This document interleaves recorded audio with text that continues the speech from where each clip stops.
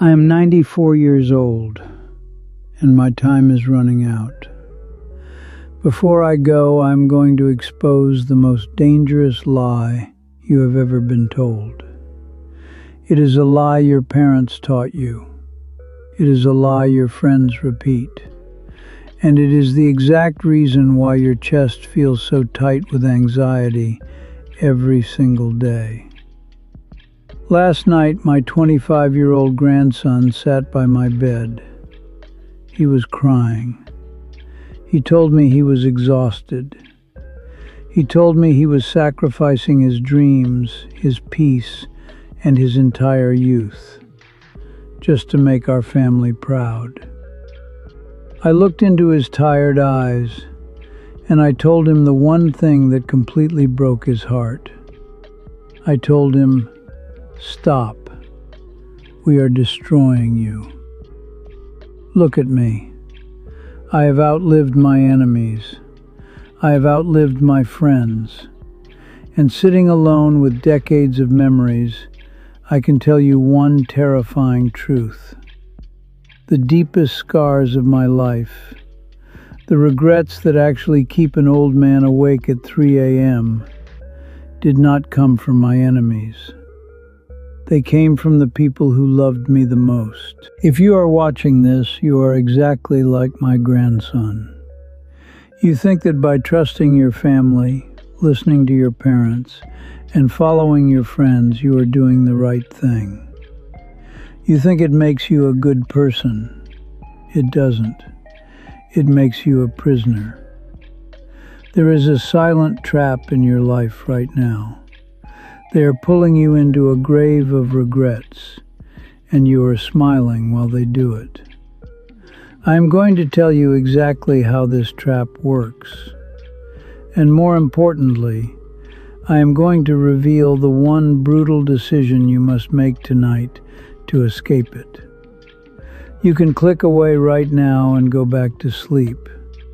But if you do, I promise you, you will wake up in 60 years, in a bed just like mine, realizing you wasted your only life living someone else's script. Sit down, be quiet, listen to an old man's biggest regret. When we are young, we are desperate for a map.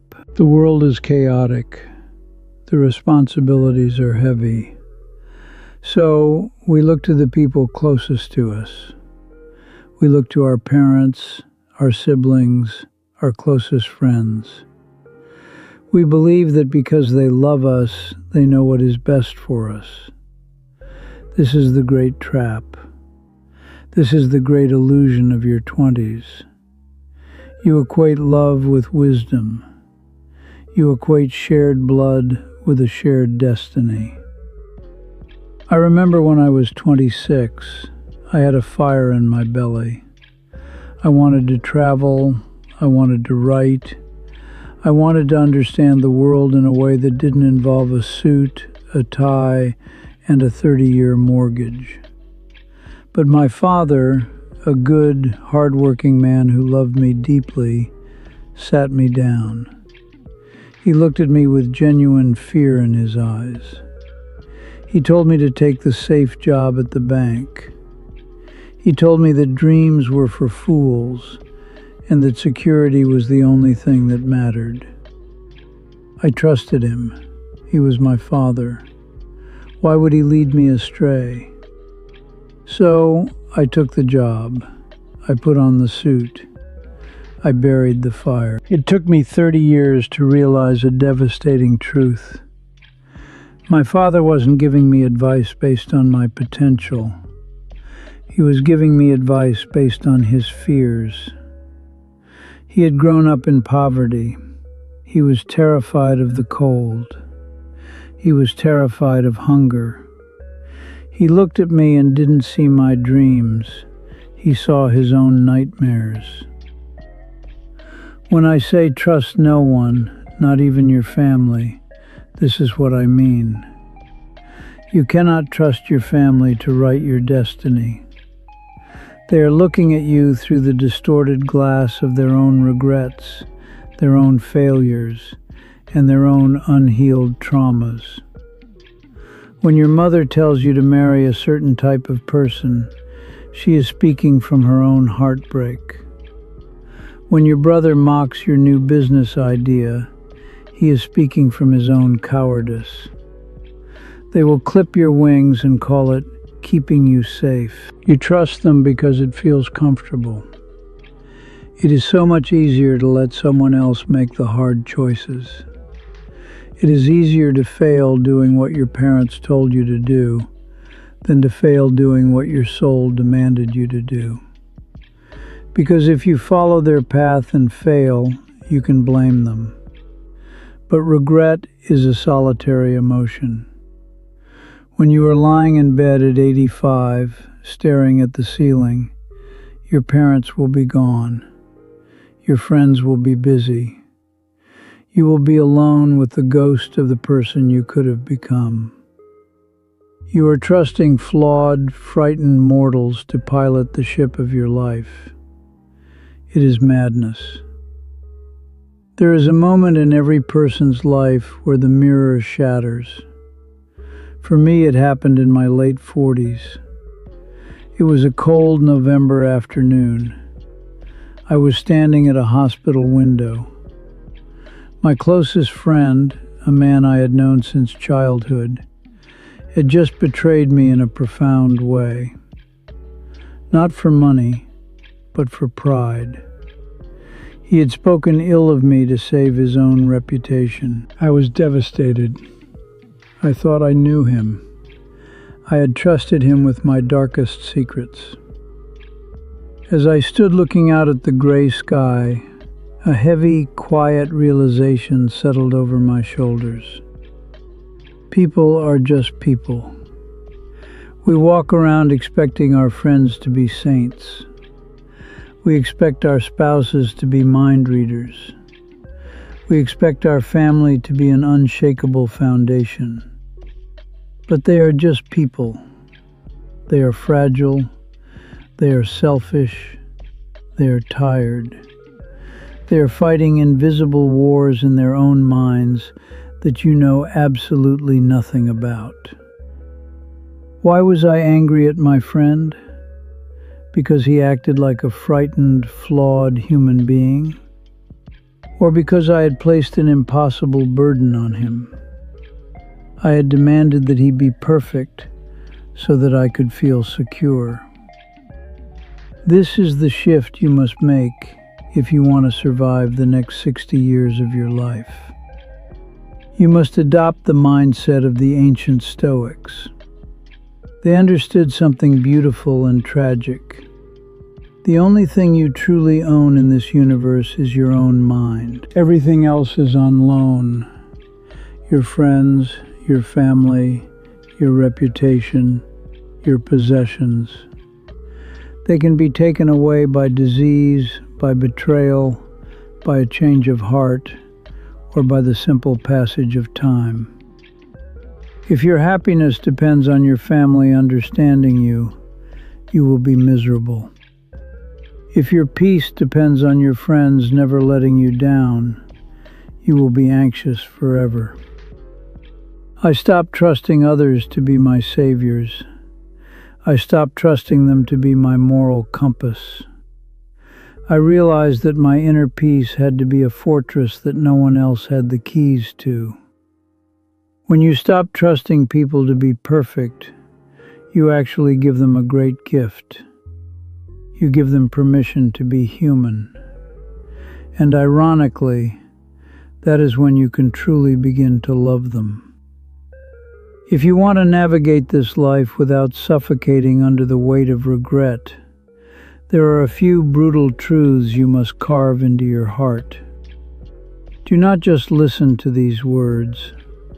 Let them bleed into your bones. Perhaps the hardest lesson to learn is that love does not equal competence.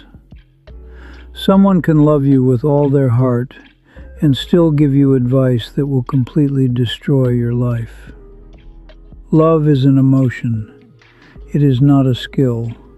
It is not wisdom. Your family loves you, but do they understand the modern world? Do they understand your unique mind? Do they understand the specific pain you carry? No. Do not trust the advice of someone who has not walked the path you wish to walk, no matter how much they love you. Love is beautiful for comfort, but it is a terrible compass for direction. Trust your own intuition. It is a quiet voice, often drowned out by the screaming of your anxious relatives. Learn to listen to the silence. And as you walk this path, you must also understand that people change faster than the seasons. The man you marry at 25 is not the man you will be sitting across from at 50. The best friend you have today will be a completely different biological and psychological entity in 10 years. We trust people assuming they are static. They are not. They are rivers. You cannot step in the same river twice. Life will batter your loved ones. Tragedies will harden them. Success might make them arrogant. Sickness might make them bitter.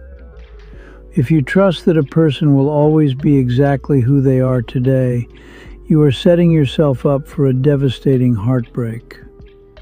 Trust in their capacity to change, and more importantly, trust in your own ability to adapt when they do. Do not anchor your ship to a passing cloud. This reliance on others leads to the great danger of outsourced happiness. You are anxious right now because you have placed your joy in the hands of others. You think, if my parents are proud of me, I will be happy. You think, if I find the right partner, I will feel whole. This is an abdication of your responsibility. You are handing the keys to your emotional kingdom to flawed, distracted people. Never trust another human being to make you happy. It is not their job. It is too heavy a burden for them to carry. When you demand that someone else complete you, you turn a relationship into a hostage situation. True Stoic wisdom is realizing that joy is an inside job. It is built in the quiet moments when you are alone, reading, thinking, walking in nature. When you trust yourself to generate your own peace, you become untouchable. So what is the solution? You must build your inner citadel. Marcus Aurelius, a Roman emperor who carried the weight of the known world on his shoulders, wrote about this. It is a fortress inside your mind, a place of total calm, total logic, and total self-reliance. You must build this citadel. Every time you face a hardship and you solve it yourself, you add a brick. Every time you sit with your anxiety instead of calling a friend to distract you, you add a brick. Every time you make a decision that angers your family but honors your soul, you fortify the walls. When the storms of life come, and my boy, they will come with a fury you cannot currently comprehend, your friends will scatter. Your family will have their own homes to board up. You must have a citadel to retreat to. You must trust your own character above all else. Look at me. Look at these deep lines on my face. Look at these hands that tremble when I hold my tea. I am at the end of the road. I have seen the curtain fall on the greatest plays. I have stood at the graves of men who thought they ruled the world. And I tell you this not to make you fearful, but to make you brave. When I say trust no one, not even your family, I am not telling you to become cold. I am not telling you to stop loving them. In fact, it is the exact opposite. When you stop trusting people to be your saviors, your guides, and your infallible anchors, you can finally love them for what they actually are. Beautiful, broken, struggling human beings trying to make it through the dark just like you. I love my parents. I forgave my father decades ago for pushing me away from my dreams. I realize now he was just a scared man trying to protect his son. But I regret trusting his fear over my own courage. I love the friend who betrayed me. I forgave him too. He was just a weak man fighting for his own survival. But I never let him steer my ship again. You have one life, one brief, terrifying, glorious flash of light between two eternal darknesses. Do not spend it living someone else's script. Do not spend it trying to please ghosts. Trust your own mind. Cultivate your own wisdom. Build your own citadel. Love your family fiercely. Hug them. Share meals with them. Cry with them. But when it is time to make the choices that define your soul, walk into the quiet room of your own mind, lock the door, and trust absolutely no one but yourself. If these words resonated with the quiet part of your soul, the part that knows I am telling you the truth, do not just walk away. Join this circle. Subscribe to this channel.